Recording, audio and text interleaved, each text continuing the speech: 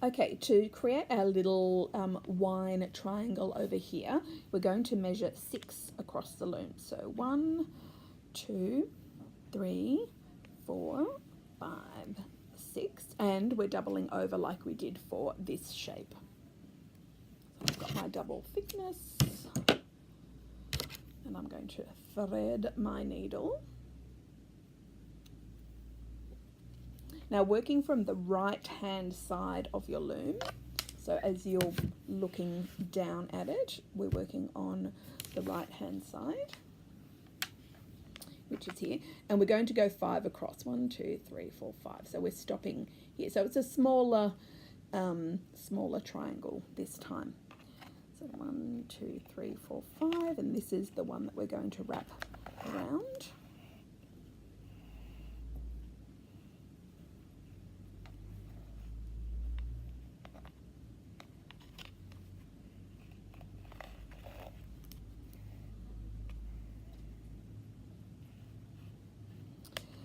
And I've just left that little kind of loosey bit there just to kind of fill up half that space, which served us well when it came to doing these edges here. Now, we did 4 rows for this shape, but we're just doing 2 before we step in here. So we've just done the 2. Now we're going to go back and step in.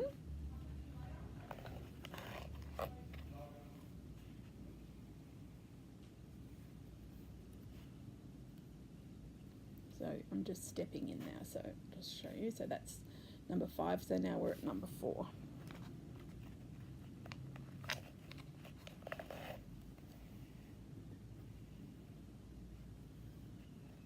And then coming back, we're stopping at number 3.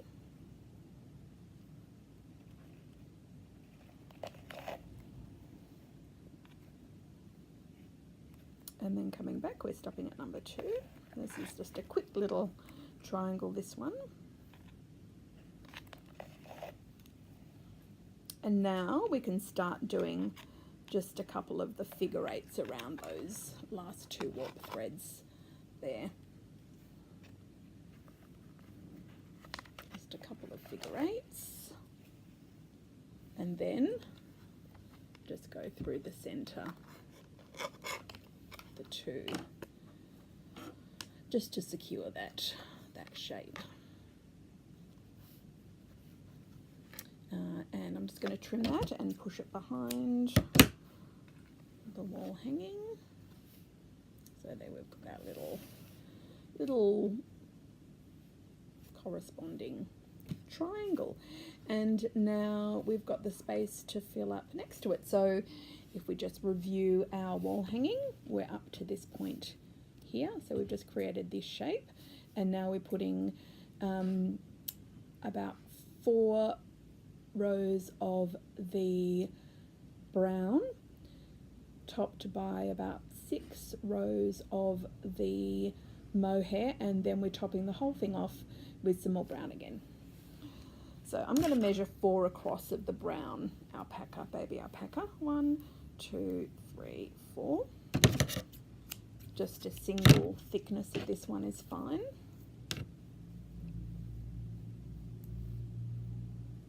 And we're just going to do about 4, I don't know, we'll start with 4 rows and we'll just see if it's enough to fill in this gap next to our shape.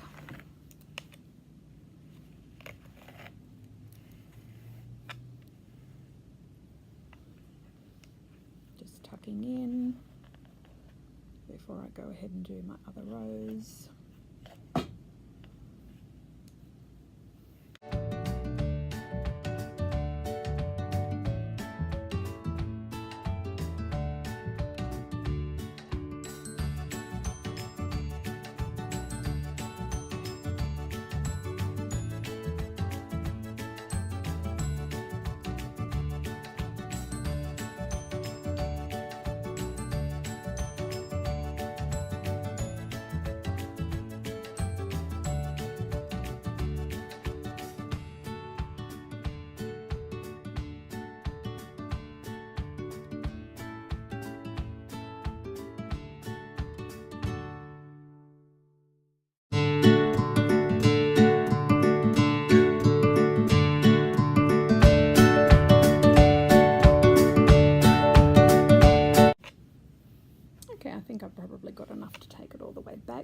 I'm just going to use my fingers.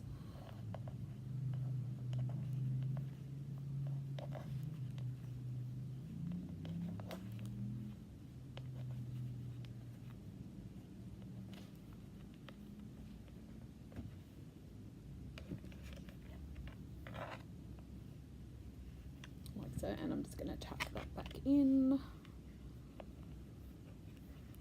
Voila. Voila.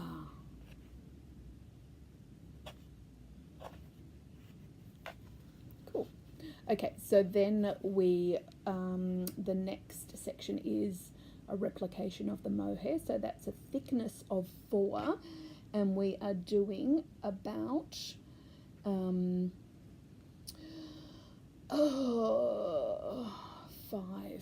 5 rows across. So the same amount as before. So we're measuring 5. 1, 2, 3, 4, 5, and I'm going to do the folding.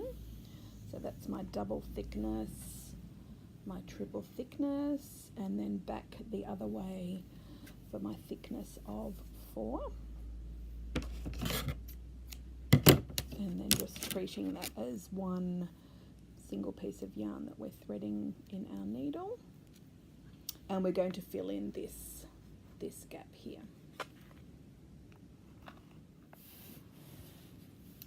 I've done 2 rows of the mohair, and at this point I'm actually going to remove the heddle. Now this may or may not apply to you, but I'm finding it's actually now a hindrance. Those warp threads are loose enough up here that I'm not going to have any issue getting my needle underneath them. However, I was finding now that we're getting towards the top, it was a little bit inhibiting. So you don't have to have the heddle in all the way to the end of your work. All right, so just finishing off a few more of these rows, just popping to the next warp thread across as well.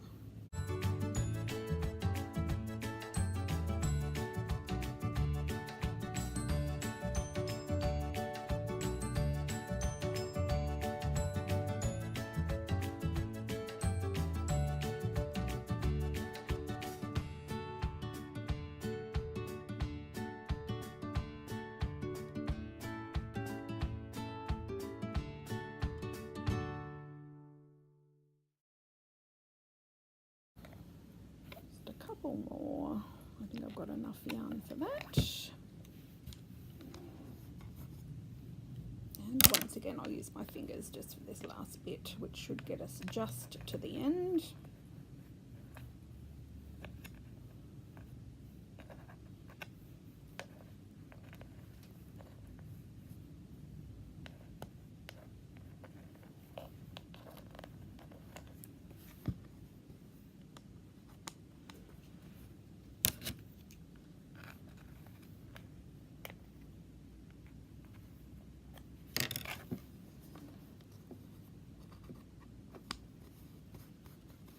Cool. All right.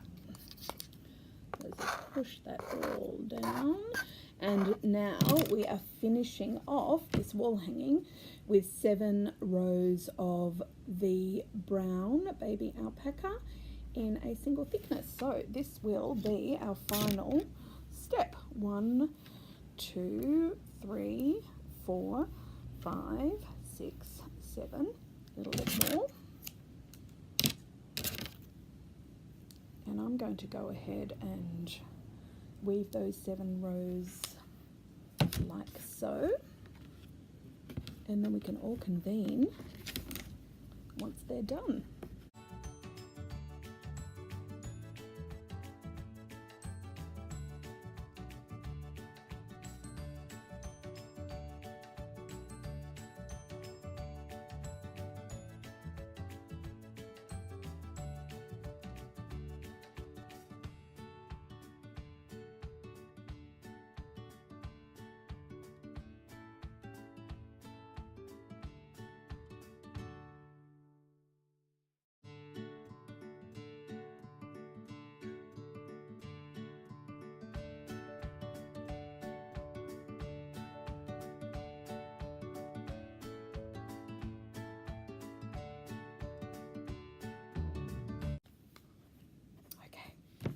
So there we have the completed wall hanging. So we've got our fringe, we've got the body of our work following the pattern of our original. Ta-da! Ding, ding, ding, ding, ding. Just need to bring the pink forward a little bit more. Okay, and now we're going to remove this from the loom, which is a scary proposition for some, but I assure you it doesn't boing off the loom. It will all stay in its rightful place, and we can tie everything off to ensure it's nice and secure. So when you're ready, we're going to turn to the back, and approximately a third of the way from the bottom, we're going to be chopping through all of those wool threads, including the diagonal. So we'll just do this together.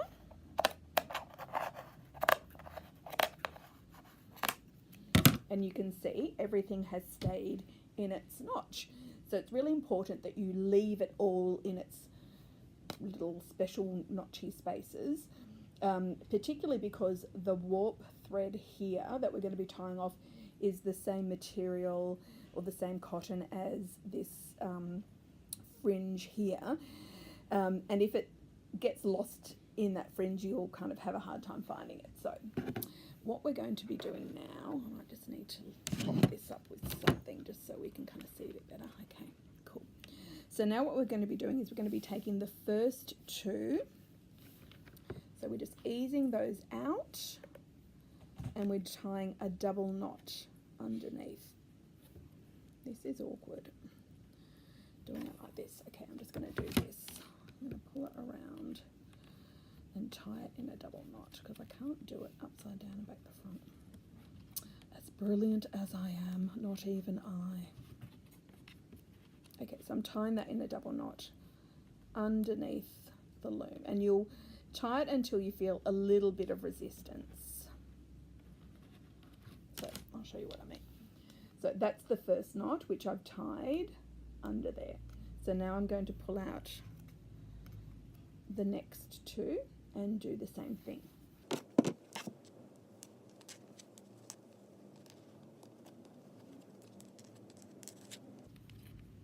And we're going to do that all the way across the bottom until we have finished, and we can move on to, all right, so I've tied off all of the bottom, so you can see they're all tied off underneath there against the header, and everything's still sitting in the top notches, but we can now just gently ease those out and away from the loom. So once again, nothing's fallen apart, and what we want to do is we need to now secure the top by getting the first two warp threads and then tying a double knot on top of that row. So I'll just show you what I mean. So I've done a double knot, then I'm going to get these two, tie a double knot, and so on and so forth all the way across.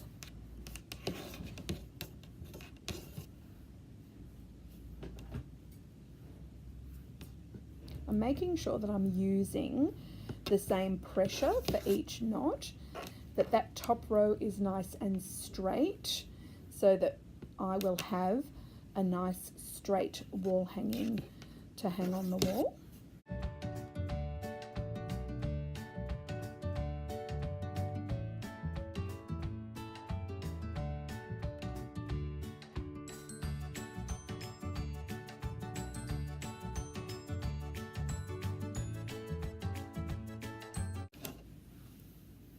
So now I've got all of those tied off in their little groups, the bottom's tied off. So I've got this very adorable little wall hanging that is now just waiting for a stick, and then we can talk about trimming up the fringe. Okay, so with our stick, we're also going to be tying this on with a double knot. So you can see all of these groups that I've tied together. We just slip the stick in between each of them. It's kind of hard to give you a good idea of what I'm doing here, but I shall do my best. So you can see I've got the stick in between all of those tied off bits. And now I'm going to lay it down face up. So I've got it like so. Jesus, there we go. And I'm going to tie a double knot on top. So I'll just do this down here because, you know, I just have to.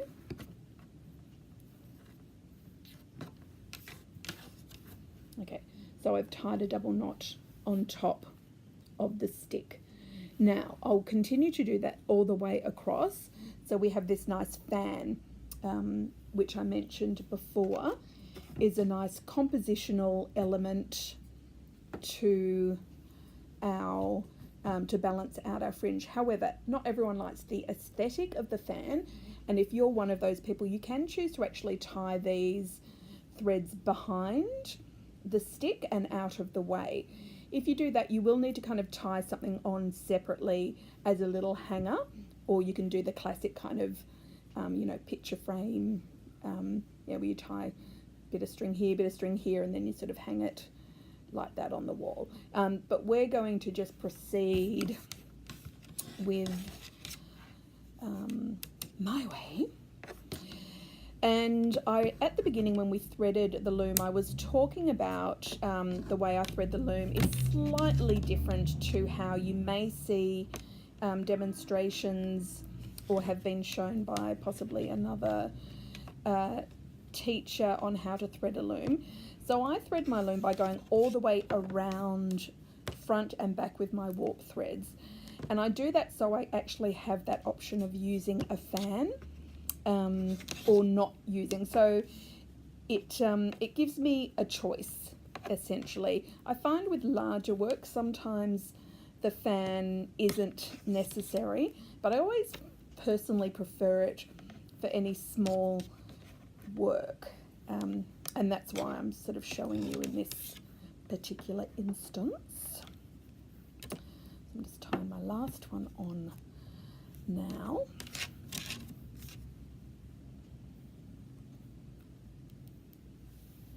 Okay, so I've got my little bundle of threads here, and I'm just going to get some of the pink yarn, but you can actually use whatever you like. So I've just got a little bit of pink yarn, and I'm going to tie that around in a knot, in quite a firm double knot, and that will be our little hanger.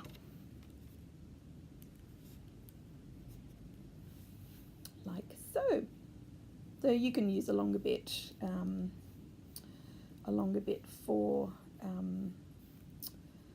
to create a bow if you like, or you know, you can just use something that that you can't really see.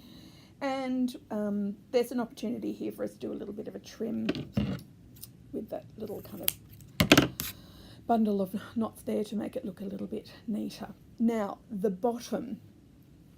So as I showed you with this wall hanging, I've kind of trimmed this top row a little bit shorter than the bottom row, just for a point of difference, and as a demonstration as well, to show you that when you kind of move on and make your own fabulous future wall hangings, that you can really kind of mix up how you play with your fringe. So to do a trim with the fringe, what we want to do is separate the bottom layer from the top layer. So I'm going to go ahead and do that. I need to do that down here. That's going to come.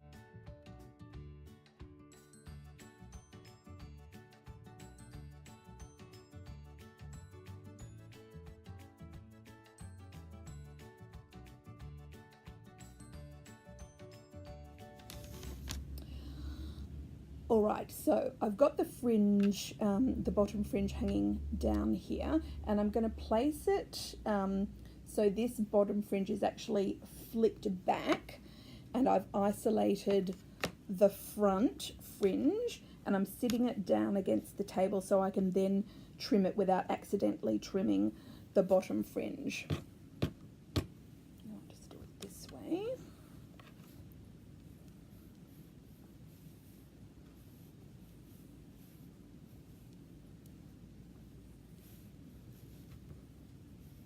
Okay, so with the bottom fringe, we don't want to cut the pink because that's our little sort of feature knot, and you may or may not want to chop the rows as well, but I'm just going to chop them all the way across, and I'm going to chop them a little bit shorter, but I'm just going to give them a little bit of a brush with the comb because that helps. And if you can just see, I'm not chopping very much off, and I've got a nice sharp pair of scissors. And that's all nice and straight, but that will be shorter than the bottom fringe. And I'll show you what I mean.